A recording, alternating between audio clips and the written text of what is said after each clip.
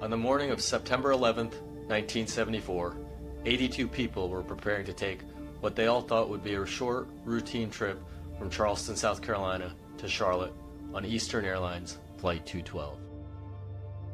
As the pre-dawn sky in Charleston started to brighten, bleary-eyed passengers began the boarding process for the flight, which was right on schedule for its 7 a.m. departure. My husband was in the Navy. I had driven him to the airport that morning. It was a beautiful day, and he was going to his father's funeral.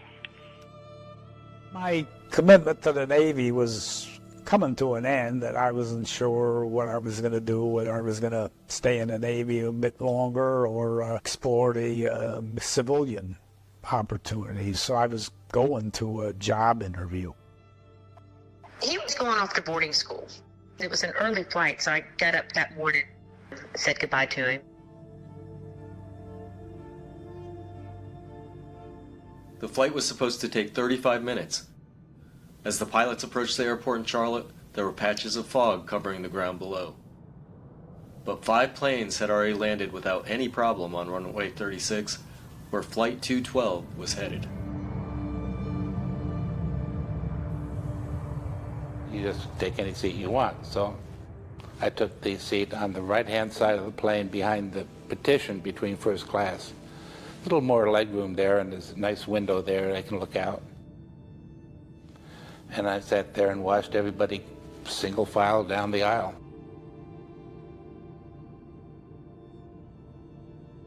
Daddy decided he wanted a cup of coffee.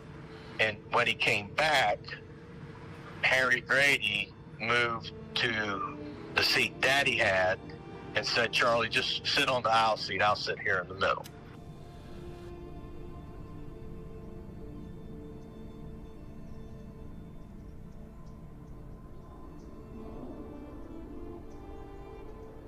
What Arnold and the other passengers didn't know, what they couldn't have possibly known, was that there was trouble in the cockpit.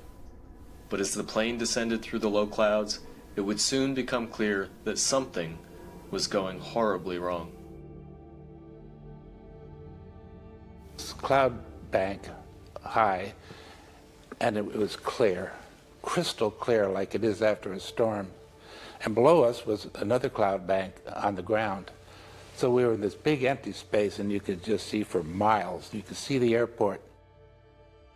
And I was really happy that, oh, that's nice. He's got a nice, easy approach. Yeah, in a landing, you sort of notice certain things. They'll put the flaps on, it'll slow down and all that. And you can see tops of trees sticking up through the ground fog and all that. And they're still descending. Ladies and gentlemen, please check once again.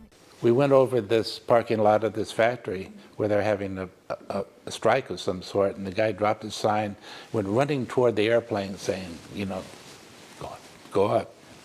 And I waved back at him, and he just stopped and looked at me. I expected to go flashing over the landing zone any minute. And this truck, drove into the dike, off the road. And he did that because the plane was so low, he didn't want to hit the plane. His face was pressed up, looking right at me.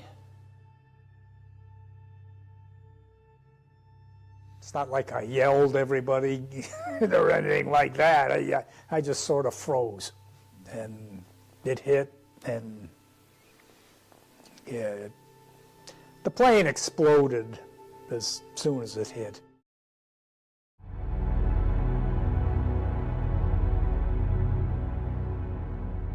At 7:34 a.m. on the morning of September 11th, 1974, Eastern Airlines Flight 212 crashed 3 miles short of the runway at Charlotte's airport. There were 82 people aboard. And I can remember, as I was losing consciousness, thinking to myself, so this is what it's like to get killed in a plane crash. That wasn't so bad. Well, I got that wrong, because it got bad. It got real bad.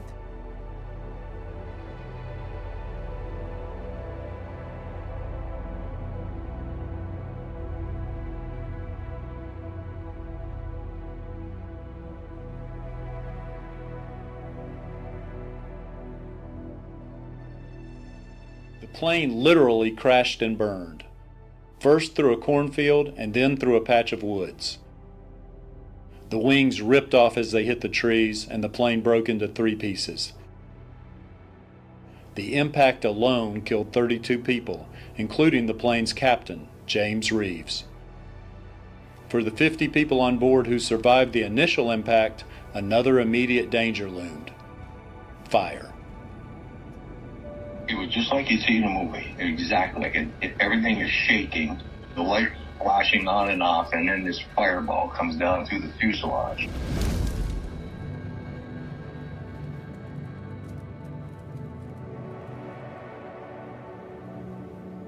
But typically what happens during a crash is the plane will crash, the fuel tanks will rupture, and you get a misting situation with the fuel. So it almost turns into a vapor, mist. And it's hanging out right there, and then the aircraft comes through. All you need is a spark. And that mist and that vapor, highly volatile. And next thing I know, I came to, and I think my coat was sort of smoldering on fire, and I think my hair was sort of on fire. But I could see off to my right vegetation, like tree limbs or leaves or something. And I decided I'm going to go there. And I was able to get over there, and I finally came back to my senses, sort of shaken off, and making sure I had all my parts. I was inside the flame, so it was not as fiercely burning, even though we were in the flame and it was hot and it hurt. And when I got up, I fell down, and I noticed this green branch next to me, and I reached out and I pulled it, tried to balance myself, and I was balancing on one foot, and I pulled the branch for me, and all the green leaves shriveled up into black. And I said, "Gotta jump." You could hear the people screaming inside, and I said, "It's going to explode like in the movies." So I started running up the hill, and there was a great whoosh sound. No explosions, just a big whoosh sound. In the air traffic control tower at Charlotte, Pete Hogan was working the morning shift on September 11th. We had a real bad fog bank on final for runway 36. And as I was looking out the window, I saw a big bunch of smoke come up over the top of the fog bank. And I said to myself, I sure hope that guy didn't crash.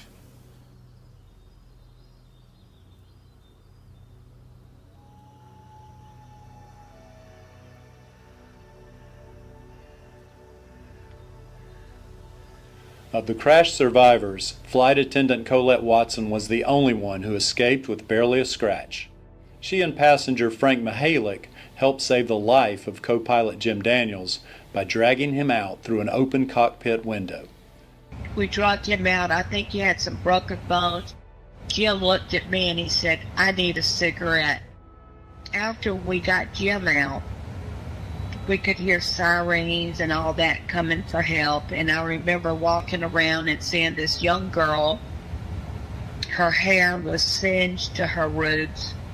Her clothes were blown off of her body, and I grabbed her and I said, "Let me help you." And when she laid down, the first thing she said to me was, "I want my mama." And I said, "I'm getting her as fast as I can." Among the victims of Flight 212 were 3 members of the Colbert family of Charleston, Dr. James Colbert and his teenage sons, Peter and Paul. James Colbert left behind his wife, Lorna, and their 9 other children. The youngest of those was named Stephen. He would later change the pronunciation of his last name to Colbert. An army of first responders began to descend upon the crash site. One of them was Charlotte firefighter Randy Bradshaw, who had been riding in one of the very first ambulances to arrive. But while running toward the victims, Bradshaw stepped in a hole and tore a ligament in his knee. He ended up limping right back to the same ambulance, which would also carry plane crash survivors Jim Schultz and Jim Daniels the plane's co-pilot, to the hospital. I remember looking at Schultz, and this is what got me. His shirt looked like you just took it out of the cleaners. It was that clean. And if I can remember right, he didn't have any shoes on at all. It had torn his shoes off or something. He never made a sound all the way to the hospital. None of them guys did. No moaning, no groaning, no nothing. My personal opinion was I think they were in shock. The media started arriving too. One of the first journalists on the scene was Mark Etheridge from the Charlotte Observer. At the time, he was a young general assignment reporter. There weren't many of us who didn't have beats, who were just kind of on standby. As we used to say, ironically, in case the plane crashed, well, here it had. I was pretty new to the job. I'd been at the Charlotte Observer a couple of years, and so I went up to one of the ambulances and I said, I got to get in there. I'm going to get fired if I don't. And they said, hop in, hide under the stretcher. And I did. I was on the floor. And it stopped, and I got out and, looked around, and we were inside the police tape, and the scene was, kind of unfolding in front of me. It was Dante's Inferno. There was a fireball that was like way up in the trees. I mean, I thought there was going to be a giant forest fire because it was up in these huge, big trees around the site, pine trees and oak trees. An incredible amount of ash. It was, I mean, you knew what it was. It was horrible. It's hard because I don't cry when I think about it. I cry when I talk about it. Now, I don't know why that is. There was so much destruction, so much death. And by the afternoon of September 11th, 1974, so many questions. First among them, what in the world had happened to Flight 212 to make it crash?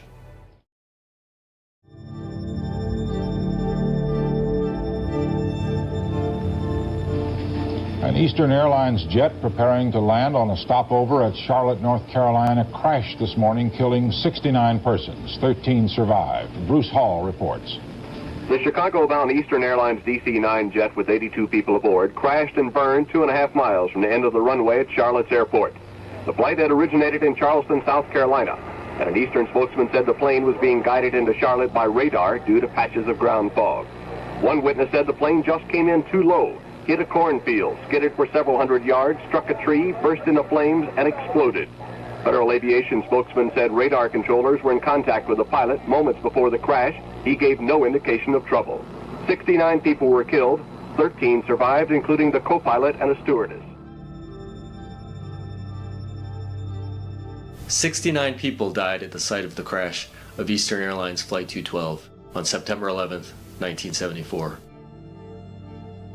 In the hours after the DC-9 slammed into the ground, dozens of families were getting news that would haunt them forever. There were initially 13 survivors. When I got to the hospital, they said, you're going to die. Most likely you're going to die. We went through this, what's called the rule of nines, to figure out what portions of my skin was burned. And then for any section, the amount of deep dermal burn. I said, what are my chances? He said, 97 chance fatality. And I said, I'll take the 3%. They let me go from school a little early, and I was like, well, that was weird. And then we pulled into the house, and we kind of pulled on the side. I remember just them kind of laying on the bed with me and crying and telling me what happened. And I was like, why? I'd never really seen my parents cry like that. Another one of the initial survivors, Dr. Bill Shelley, also was clinging to life, having lost his leg in the crash and sustaining severe burns in the subsequent fire. The Charlotte resident was rushed to Memorial Hospital, where he actually worked as chief pathologist, and his injuries were so severe that colleagues didn't even recognize him. I mean, somehow they kept him alive. Ultimately, the reason he died was he had inhaled too much smoke. And I could tell you that night when I saw him with my brother and sister, my mom said, "Go in there and tell me how good he looks." He was unrecognized. The only other Flight 212 passenger who lived in Charlotte at the time of the crash was Walt Norham, a beloved UNC Charlotte professor who left behind a wife and 3 children, ages 4, 6, and 8. Norm had been in Charleston testifying in a court case and was rushing home on the 7 a.m. flight so he could make it to campus to teach a 10 a.m. class. Only weeks before, he had had a premonition about being in a plane crash, and it was so strong that he'd decided to update his will. Norm was 36 and died on impact. In the coming days, 2 of the initial survivors would succumb to their injuries and be added to the list of victims. 29 days after the crash, Bill Shelley died too. Probably May and June, I got kind of normal. I could learn to walk in public and people wouldn't notice me. On the same hand, you realize that through the pain, you're going to get better, I hope, and you can get out, I hope. But that's all up for grabs when you're in the burn unit like that. This hand, most of the bones in my fingers are gone. So what you have to do is you have to say, how can I adapt with what I have to do what I want to do or need to do? By then, the truth had started to reveal itself. When the National Transportation Safety Board issued its final report, the findings were clear. In the minutes before the plane went down, the pilots were engaged in a casual conversation and demonstrating what investigators deemed to be, quote-unquote, poor cockpit discipline. As professional pilots, you always have to know where you are spatially, so to speak. And it wasn't like the weather was horrible. It was patchy ground fog. And that entire approach, they were not plugged in to their spatial location, so to speak. The majority of the approach, they were lower than they should have been. And at one point, they even got an altitude alert, letting them know that they were below 1,000 feet, and they didn't correct. They're having conversations ranging from politics to used cars. So when you add all of that together, you can see where mistakes and errors could creep in. And unfortunately, even with the warning that the plane gave them, they unfortunately didn't pick up on it, and tragedy resulted because of that.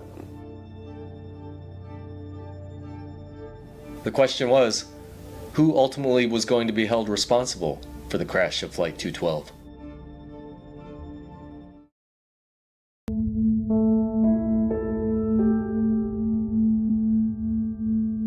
The NTSB found that one of the causes of the crash of Eastern Airlines Flight 212 was the behavior of the pilots, who were engaged in a casual conversation and not paying attention to their altitude.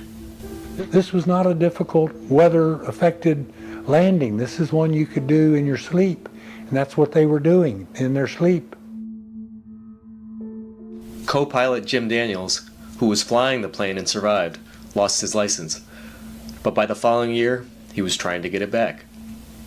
During his appeal proceedings in late 1975, he gave emotional testimony. "I'm terribly sorry about the accident," Daniels told the judge. "I'd give anything in the world if it hadn't happened. I'm human, and I made a mistake." Eventually, Daniels was reinstated, and he went on to fly planes for decades. Not everyone was pleased. In fact, I wrote a letter, I think, to the FAA saying, how could you do this? If you're an employee of a company charged with an important task where people could die, and you were careless and they did die, whose fault is it? Obviously it happened. Do I really blame him? I believe how he was informed. I blame Eastern more than I blame him. I listen to the carpet voice recorder. I don't know what I hear. 2 good old boys talking and not flying a plane. Some 75 lawsuits filed by survivors and the families of victims were settled out of court for a total of about $22 million. But Arnold, the most severely injured of the survivors, and fellow survivor Frank Mihalik, took Eastern to court in 1979. Some witness said, may have been Richard, it may have been Mihalik, he said, you know, this never happens, but I wish I could hear what the pilots were talking about. I wish they had piped that into the passenger compartment of the airplane, because I would have gotten up and banged on the door and said, pay the attention to what you're doing. I'm on the bus and you're driving off the cliff. Stuff happens. People make mistakes and they have accidents, and lawyers screw up and doctors screw up and newspaper reporters write things that aren't true, but I've always thought that if you make a mistake, own it. Just own it.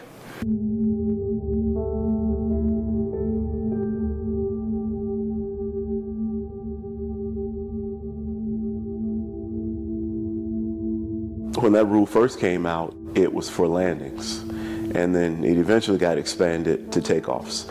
So below 10,000 feet, we're not talking about the Super Bowl, we're not talking about the Daytona 500, we're not talking about the Charlotte Hornets, we're only talking about pertinent information related to what's going on the flight deck. Even though Flight 212 inspired major changes and theoretically saved many lives due to the sterile cockpit rule, it has gradually been forgotten. And in the area of southwest Charlotte where Eastern's DC-9 airplane went down in 1974, there is no memorial, no attempt to honor the victims or the survivors or the first responders, which begs the question, why not?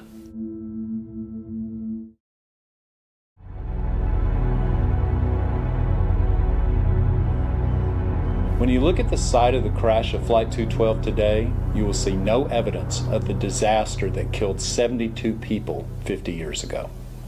What you will see instead is a lot of pine and oak trees and dozens of homes. As Charlotte has expanded, much of the land has been developed, and houses dot what was once Flight 212's crash path. The carcass of the plane, part of it was sold for scrap and hauled off long ago. Part of it is buried in the red clay. The woods have regenerated on top of it, leaving no trace of Charlotte's worst air disaster, a crash that many people don't know about and that isn't memorialized anywhere. A lot of people knew about it when it happened, but as we've gone through the years, these younger kids don't even know about it. They have no idea about it. And now, if you mention a plane crash in 1974 at Douglas Airport, it was a DC-9 Flight 212, everybody looks at you, really? They don't have a clue. Much of the land around the crash site belongs to Bishop Larry and Dr. Bonnie Allen, the husband and wife pastoral team behind Rod of God Church. When they bought the land, they had no idea a plane had once crashed there. No, we didn't know any of that. Even the person that we bought the property for never ever mentioned any of that. It was such an overwhelming thing because there was so many people's lives that were lost, and it happened here. Most residents in the area have limited knowledge, at best, of Flight 212. I was vaguely aware of it, that it was somewhere in the vicinity. Obviously, when you're talking to salespeople in a new home neighborhood, they're not going to tell you the plane crashed here. Hundreds of people have long lived with the reality of what happened on Flight 212, whether their family member on board survived or not. If it came up in conversation, we would talk about it, and there was never a day when she said, hey, by the way, I was in a plane crash. It was just kind of part of our lives. A number of the survivors tried hard never to fly again. She was like, hey, you're afraid to fly. And I said, no, I'm not afraid of flying. I said, I'm just afraid of crashing. Flight 212 survivor Roy Hendricks had a son who was named Sonny. Sonny became a pilot, first in the military and then for American Airlines. His father Roy flew only one time the rest of his life after Flight 212, when he went to see Sonny and his family in Texas. He was an absolute basket case. He showed up, I picked him up at the airport. He was a disaster. And it wasn't a good trip because the week he was there, all he could think about was the flight home. In many ways, Flight 212 is the opposite of the Miracle on the Hudson flight of 2009. The captain of that plane, Chesley Sully Sullenberger, saved an entire plane load of passengers by making an emergency landing in the Hudson River. When we asked Sully if he knew anything about Flight 212, the famous pilot didn't remember it at all at first. Then he said, If I remember right, is that the one that the late night show host's father was on? Sullenberger was referring, of course, to Stephen Colbert. Only 10 years old at the time of the crash of Flight 212, Colbert lost his father and 2 of his older brothers. He rarely talks about the crash publicly, but he has said, quote, September 11th, 1974, for me, everything before that is in black and white, unquote. For many of the families of Flight 212, the fact that the tragedy has been all but forgotten disturbs them. I think that there should be some sort of a rock out there, a memorial or something, a brass plaque, and there's nothing. There is a memorial for a plane crash in Charlotte at the new Airport Overlook Park, but it's for a U.S. air flight in 1994, which killed 37 people. Flight 212 killed 72.